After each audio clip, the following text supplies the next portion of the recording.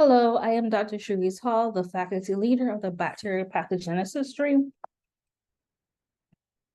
So my lab is located on the third floor of the microbiology building over here, and the microbiology building is right across from the Hornbeck Library. Our lab is similar to what research labs look like on campus. It's a little bit different from your teaching labs. And so what we do is that we are interested in a particular bacteria called Pseudomonas aeruginosa and the genes that are important for it to cause a specific type of hospital-associated infections. So HAIs are infections that people contract when they're receiving care for an unrelated illness. And so if you're admitted to a hospital, you have about a 5% chance of contracting an HAI. About 1.7 million per year get an infection during their hospital stay. And your length of stay in the hospital increases to about 18 days if you get an HAI. So how we do it? So again, our lab is interested in identifying genes that the bacteria uses to cause a specific HAI called CAUTI, which stands for catheter-associated urinary tract infections.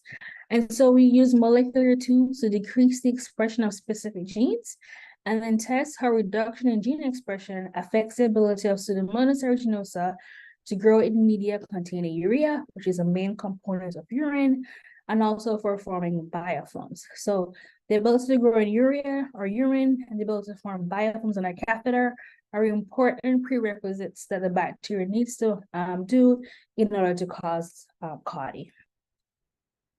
So in the first semester, the spring semester, students work on doing molecular cloning techniques. So they create a new DNA plasmid using techniques that are tools that are pretty much universal across many microbiology or molecular biology labs.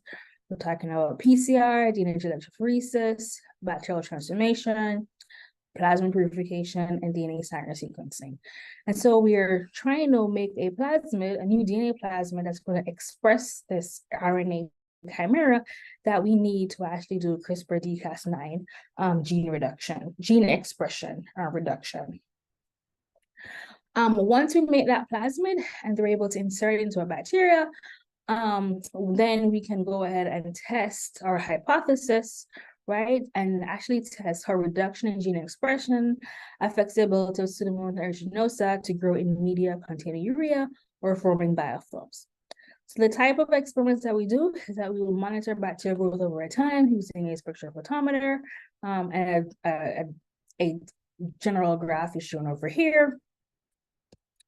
Another protocol that we do is that we measure bacterial biofilms. So bacterial biofilms are bacteria encased in a community of secreted substances like sugars and proteins, and they actually allow the bacteria to stick to or they adhere to surfaces.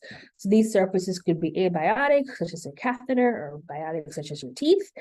And so we are able to grow the bacteria under conditions that favor biofilm formation, and they can actually stain the biofilm that is left on the inner lumen of the tube using crystal violet. And so we're able to use crystal violet to visualize and also to quantify the biofilm being formed.